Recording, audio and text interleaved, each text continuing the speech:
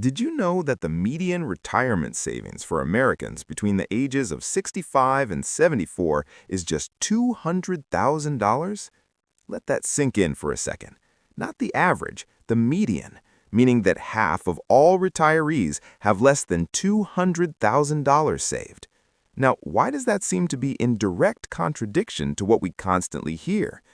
The typical financial advice tells us that we need at least $1.46 million to retire comfortably. But is that really true? Is it possible that the number we're being sold is simply too high, and that many of us are actually doing just fine with far less? Stick with me, and let's unpack this, because it might just change the way you think about retirement.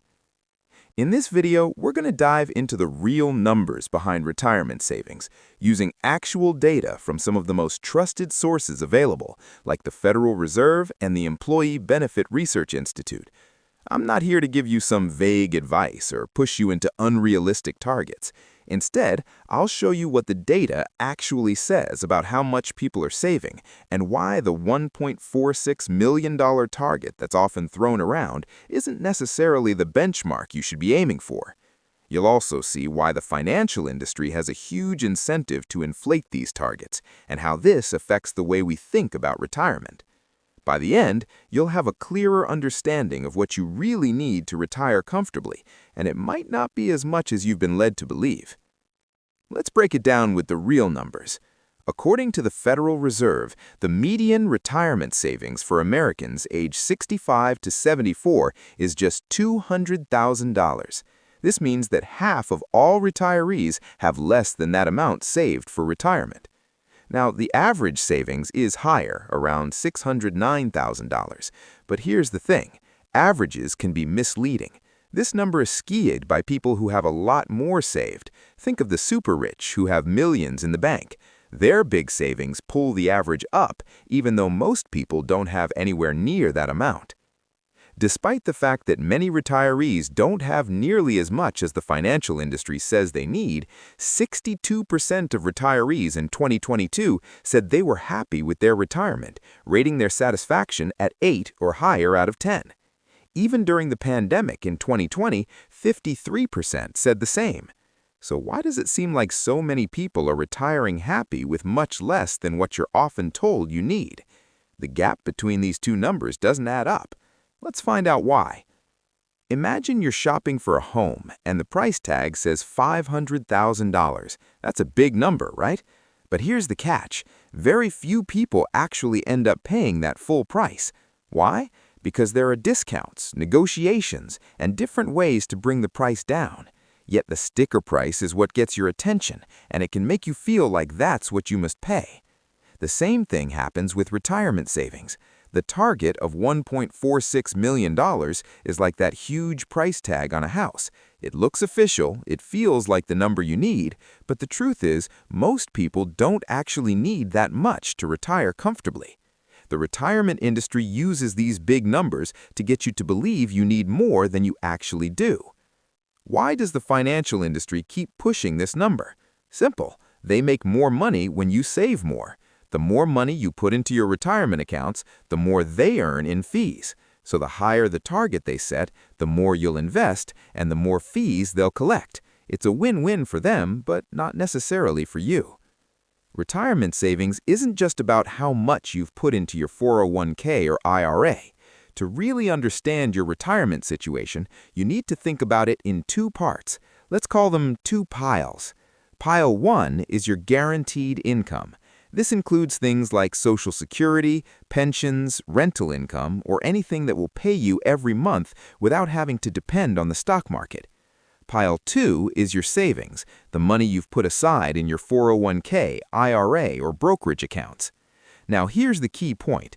The financial industry focuses mainly on Pile 2 because that's where they can make money by charging you fees. But Pile 1, like Social Security, doesn't generate fees for them, so it's often ignored in retirement discussions. Let's take a look at John. He's 52 years old and earns $120,000 a year. John has $380,000 in his 401k, but here's the important part. John also has guaranteed income coming in. His Social Security is projected to be $2,300 a month, and his wife will receive about $950 a month. Together, their guaranteed income is $3,250. Now, John's monthly expenses, once his mortgage is paid off, will be about $4,700. That means there's a gap of $1,450 a month between what they'll get from guaranteed income and what they need to cover their living expenses. Using the 4% rule for sustainable withdrawals, John would need about $435,000 in savings to cover this gap. But here's the good news. John's savings will continue to grow. With 13 years to go until he reaches 65, and assuming a conservative 6% return on his investments, John will have around $810,000 by the time he retires, far ahead of the target he's been stressing over. Now, this is where things get really important. When people believe they're behind on saving for retirement, it leads to bad decisions. They start to panic, especially when the stock market drops. They sell their investments out of fear instead of sticking to their plan. They also tend to overinvest in safe assets like bonds because they're afraid of any risk.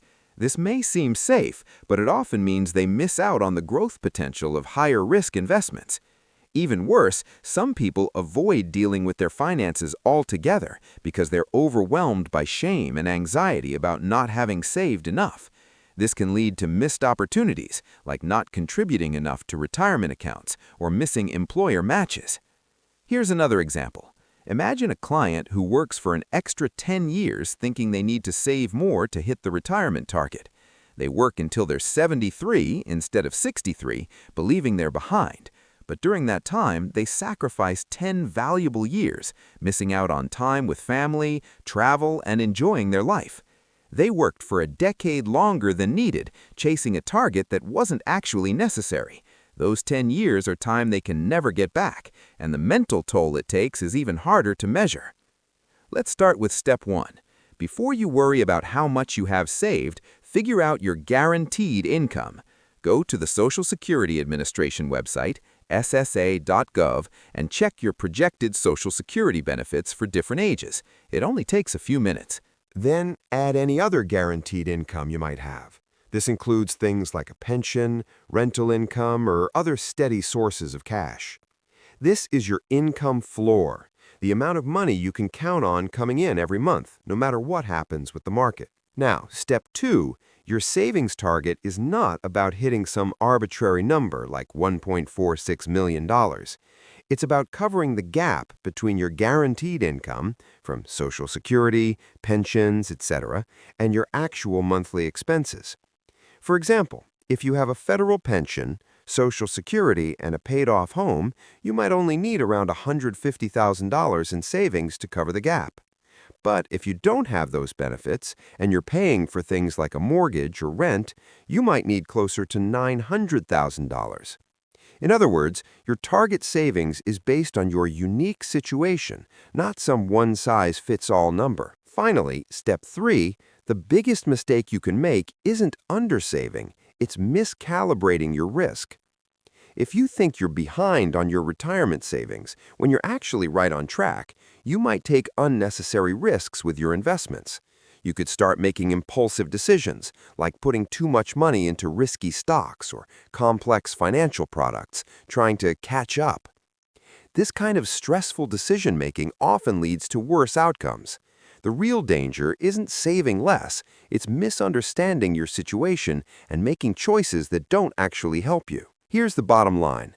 93% of retirees not having $500,000 in savings is not a disaster. In fact, it's a clear sign that the $1.46 million benchmark we keep hearing about is misleading. Retirement isn't about hitting some arbitrary number. It's about figuring out how much income you actually need to cover your living expenses and making sure your savings can fill that gap. It's not about striving for a number that doesn't apply to your real situation. It's about managing your income versus expenses in a way that makes sense for you. If you're ready to stop chasing unrealistic retirement targets and want to focus on what really matters, subscribe to the channel. I've done the heavy lifting, reading the Federal Reserve documents and the Employee Benefit Institute reports, so you don't have to. Let's get real about your retirement and stop letting the industry mislead you into thinking you need more than you actually do.